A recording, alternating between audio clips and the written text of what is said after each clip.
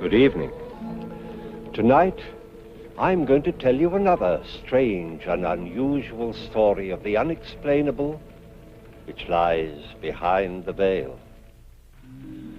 Tonight's story is again based on one of those true but utterly unexplainable happenings which occur time and again from country to country and from age to age.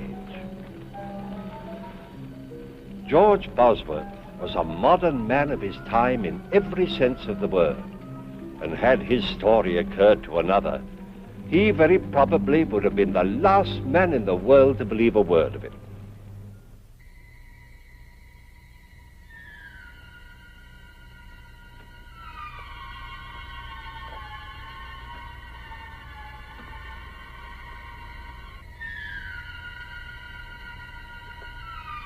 Hart Bosworth had had a busy day, and now, as the last customer left his shop, he prepared to close for the night.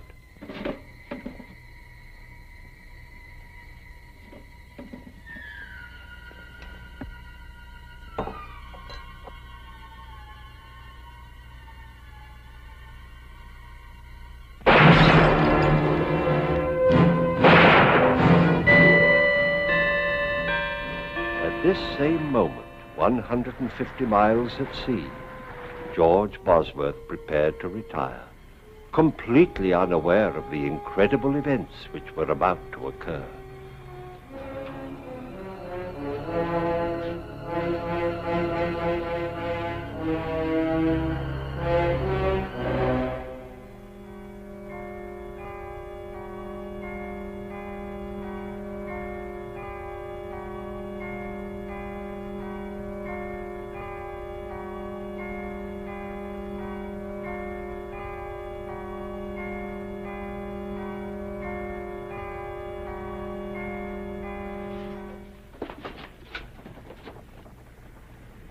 Captain! Captain!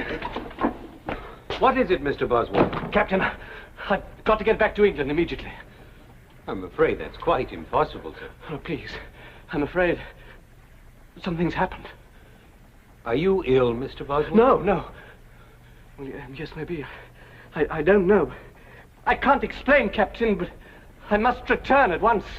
Mr. Bosworth, we're 150 miles from Dover, and I have a schedule to maintain. If I were to turn round and go back without good and sufficient reason, I would in all probability lose my position. But this is an emergency. There are rules and regulations covering all emergencies at sea. Perhaps if you could tell me why... Well, I think my brother is... I can't tell you, Captain. It's terribly important. I'm sorry, Mr. Bosworth, but I can let you off at Ostend. There you can make connections with another ship and be back in England by tomorrow morning. What time will we dock? We should be there within the hour. I pray God, Captain, we're not too late. Bullet wound through the arc, fired at close range. Man's been shot. He's dead right enough. From the looks of things, nothing has been taken except money. Cash drawers empty. Which leads me to deduce that the motive for the crime was robbery. Got that, Orton? Yes, sir. I checked the Bosworth house. George isn't there. The place is shut up tight. That's odd. Him and Art usually close the shop together. Are you sure you heard the shots at 9:45? Right you are, Chester. 9:45 exactly. Just a minute, Bertha. A little less familiarity, if you please. This here is official police business, and I'm here in my official capacity. Until I've solved this crime, I'll trouble you to remember that I'm a sergeant in Her Majesty's Constabulary. Oh, I am sorry. From now on, I'll remember, Chester. Sergeant. You may proceed, Mrs. Clink. Well, I'd just put the kettle on. I always makes us a pot of tea in the evenings, just before retiring, as you might say. You know how Alfie likes to get to bed early. Yes. Get on with it. Well, I'd no sooner touched the kettle to the stove when I heard the shots. So I said to Alfie, that sounds like shots. And Alfie said no. So I said to Alfie, them was shots. And Alfie said... Never mind what Alfie said. What did you do? Well, the only light that was on was in Aunt Bosworth's shop. So I run down here to see if he'd heard them too. Imagine me horror and surprise to find poor Mr. Bosworth lying there in a pool of blood. Aha! And whose blood would you say it was? How long would you estimate this was after you first heard the shots, Mrs. Clink? Couldn't have been more than 5 or 10 minutes. Thank you very much, Mrs. Clink. That'll be all. But I haven't finished. If you've anything more to say, you can make a statement at the police station.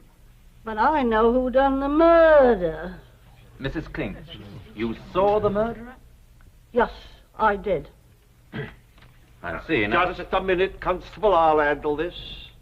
Now then, Bertha, why didn't you give us this valuable information before this? I was about to, until I was so rudely interrupted. Are you insinuating that I was rude? Sergeant, may I suggest? The murderer? Huh? The murderer? Oh, yes. All right, Mrs. Clink. The name, if you please. His name is Albert Ketch. How do you know that, Mrs. Clink? I saw him.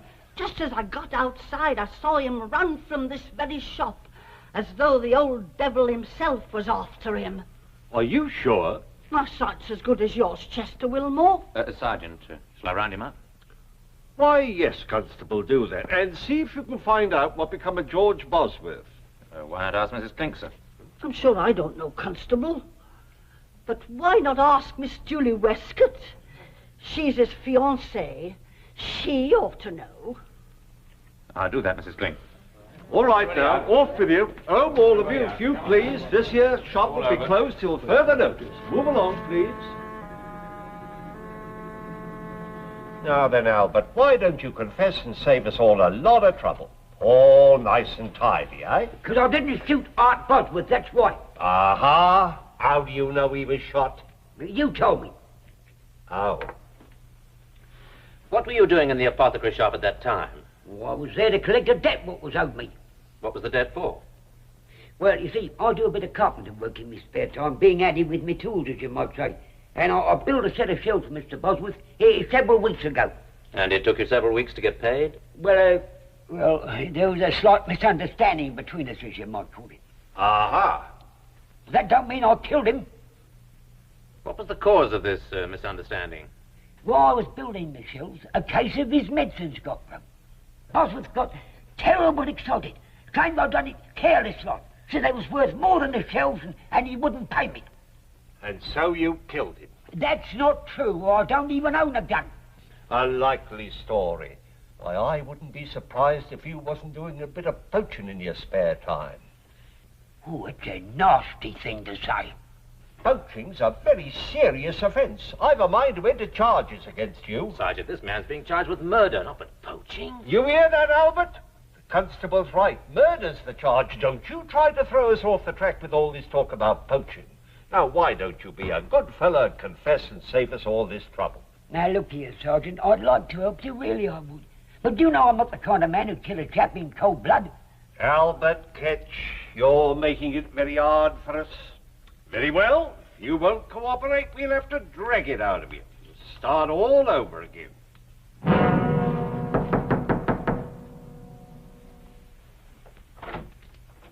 George, darling. What's happened? Come inside. Something's happened to Hart, hasn't it? Sit down. No, tell me. Yes, George, Hart is... Hart's dead. Too late. I'm too late. George, you were on your way to France. How did you get back so quickly? I had a feeling something was wrong. Who shot him? Who told you he was shot? Do they know who did it? The police have arrested Albert Ketch. Albert Ketch? But he didn't do it. Darling, I know this has been a terrible shock, but you weren't here. How do you know he didn't do it? Julie, please, take me on trust for now. Albert Ketch had nothing to do with Hart's death. Darling, you are upset. why don't you lie down for a little while? I'll bring you some tea. No, please. I've got to convince the police that they're making a mistake. They've no reason to hold Albert. Darling, you asked me to trust you. I do. You know that. Can't you even tell me how you can be so certain? Julie, have I ever shown any signs of insanity? Of course not. Well, I haven't told you yet how I came back so quickly or why. I never even got to France. Because on the boat I had a vision. Of what? The whole thing. The whole thing? Yes. I saw the murder being committed.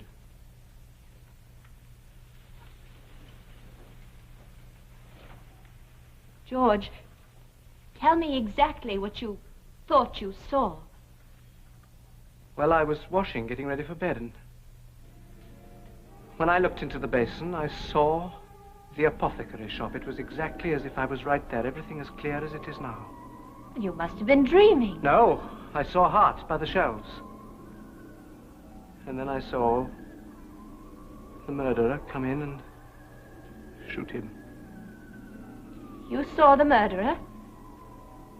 Who was it? I don't know. But it wasn't Albert Ketch, I'm sure of that. George, you can't tell anybody this. But I must. Ketch is innocent. Julie, you believe me, don't you? What difference does it make whether A great deal of difference to me. George, I believe you because I love you. But if you tell this story to the police... No, that's a chance I must take. That's a chance you must not take. But they'll hang Ketch. Listen to me, George. There's nothing you can do. If Ketch is innocent, he has nothing to fear. But you... If you tell this fantastic tale to the police, you'll be ruined. Julie, a man's life is in danger. How can I think of myself? Well, then think of me. You know they won't believe you. At best, they'll call you insane. And how will I feel? Hearing people talk behind your back, pretending I don't hear them, whispering? Julie, Think this of is not Hart. You know how he worked to build up the shop. Will you let all his work go for nothing? Well, that's what'll happen. Do you think people will do business with a man who sees things? I'm sorry, Julie. Whatever anybody thinks, I've got to try.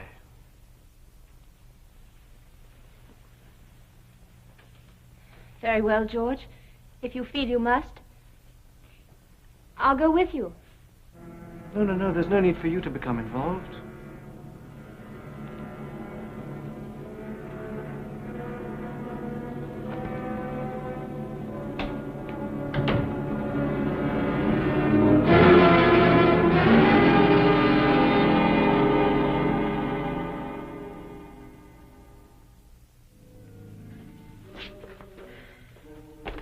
Nothing back there, sir. Oh. Well, in that case, we'll have to continue our search in here. Ah, Mr. Bosworth, sir. Allow me to offer my condolences in this horrible tragedy. Thank you, Sergeant. They told me at the police station I'd find you here. May I ask what you're looking for? Clothes, Mr. Bosworth, clothes. And have you found any? Almost. But don't you worry, sir. We have the fiend what done this foul deed. If you mean Albert Ketch, Sergeant, he didn't do it. Why do you say that, sir?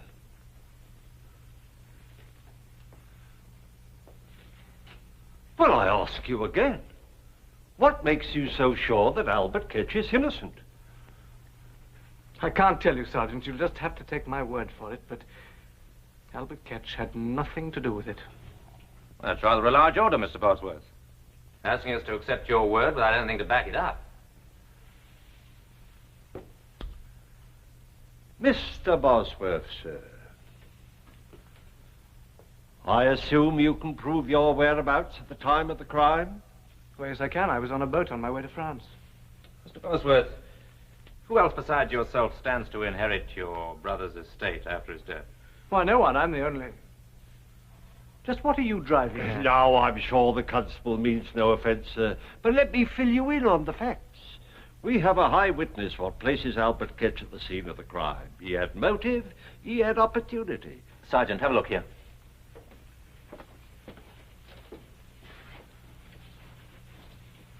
Looks like an O. It's a bullet hole, I think. Have I your permission to... Help yourself, Constable. It's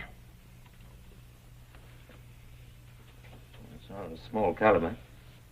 As you say, very small. I'm sure it comes from a derringer. A derringer? Well, wouldn't that prove that Albert Ketch had nothing to do with it? Why do you say that? What would Ketch be doing with a little gun like that? Mr. Bosworth's right, sir. It's hard to accept the fact that Albert Ketch would be in possession of a derringer. Unless it was deliberately given to him by somebody. Now look here, Constable. So you refuse still to tell us why you think Albert Ketch is innocent? I can't tell you, Sergeant. I'll submit a possibility to you, Mr. Bosworth. I'll submit it's possible you needed money badly enough to want your brother out of the way. I submit that your insistence on Albert Ketch's innocence may very well be more than just a desire to see justice done. And what do you have to say to that, Mr. Bosworth? Nothing. Am I under arrest? Not as yet, but I shall have to ask you to remain within call.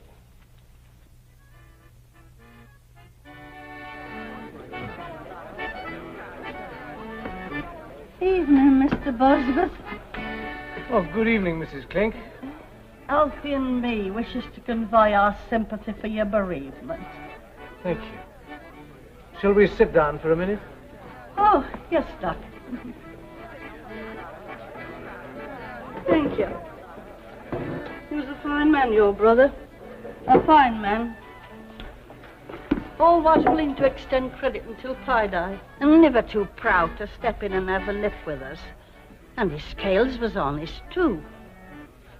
Yes, it was a terrible shock to me, Mrs. Clink. I can well imagine, but never you fear. Albert Ketch shall get what he deserves. Why is everyone so certain that Ketch is guilty?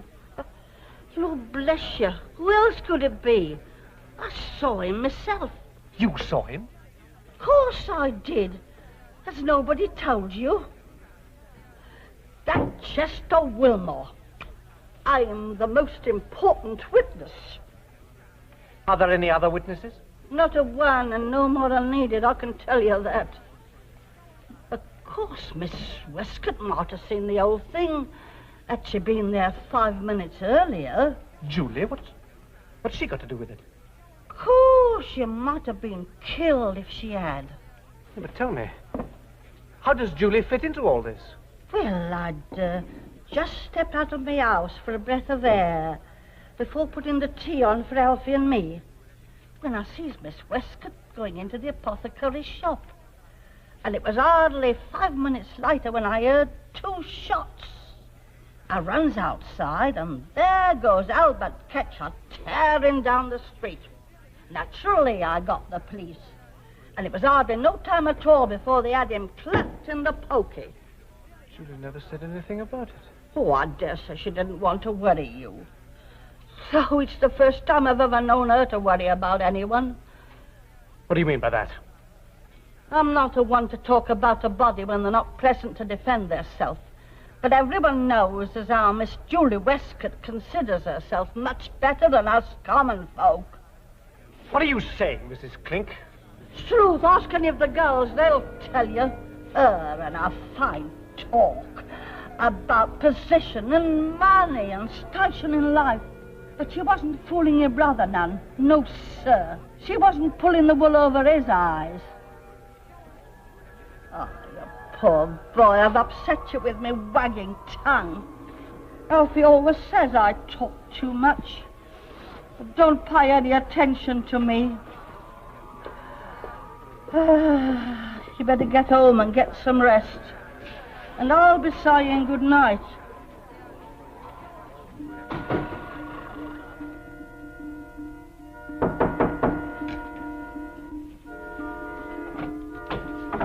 George, darling, I've been frantic. Where have you been? I've been walking.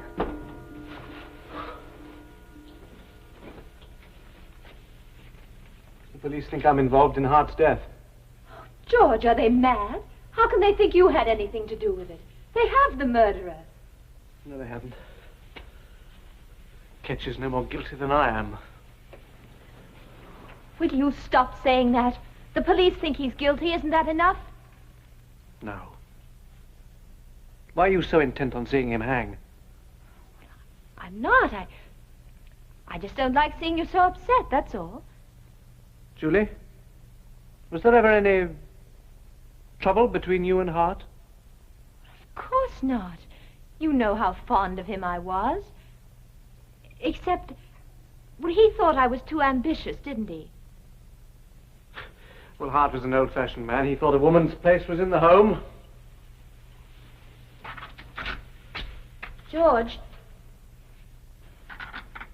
you know I only want what's best for you, don't you? Yes, of course. A woman needs security, a home, children, a husband she can be proud of. I know, you've been very patient. Well, not really, George. There were times during the last 5 years when I wanted to scream. When I wanted to say to Hart, why won't you pay George enough money so we can be married? He's earned it. He deserves it. But that's all over now. We can be married right away, can't we, George? Well, once a decent interval has gone by. Darling, we'll be so happy. Mrs. George Bosworth. I can't wait to see my friends' faces when I tell them. They didn't think it would happen, you know, really. They didn't think I knew they were snickering behind my back, as if I couldn't tell what they were thinking.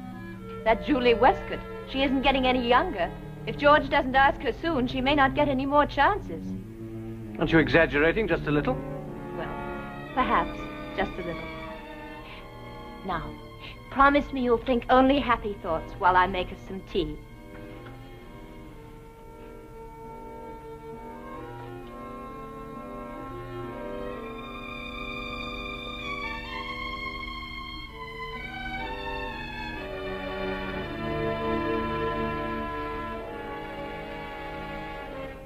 Julie?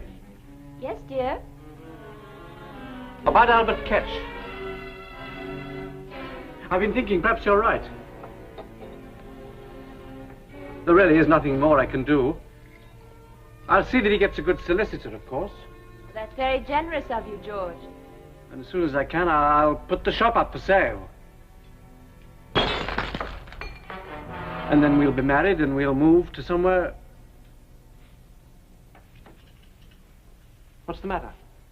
What did you say? We'll be married as soon as I can sell the shop. You can't sell it. Why not? Oh, I know how you feel, but I can't stay here where everything reminds me of Hart. You don't know how I feel. Julie, what's the matter with you? Weren't you listening to me? We live here. Our friends are here. You're an important member of the community, and I'll be your wife, George. They'll respect us. As long as we're together, what does it matter where we live? I won't have it. The shop is doing well here. We have money and position. Do you think I want to start again at the bottom? Not knowing anybody, not being anybody? I forbid it. Julie, you're losing your perspective. I welcome your help, but I must make my own decisions. Welcome my help? Well, that's funny, George. Without me, there'd be no decision for you to make. What are you saying? You've had 5 years to make a decision, but your precious brother stood in the way.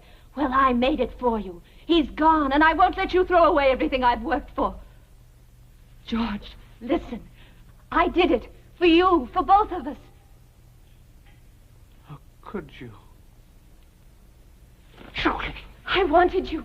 I needed you. Hart stood between us, and I couldn't bear it any longer. But it's all over now, George. He's gone. There's just the two of us. And we'll be happy, George. You'll see. George, don't leave me. Please. I'm going to find Sergeant Willmore. George! George!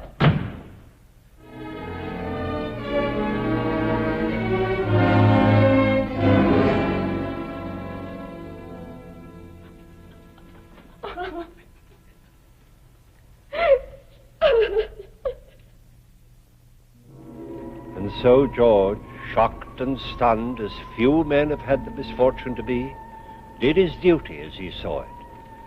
Bereft of brother, fiancé, he still had a life before him. Time would heal these scars, but But would it ever bring to him an understanding of how he could have seen his brother's death? I don't know. Do you? Please join me again for another journey into the world of the unexplainable which lies behind the veil. Good night.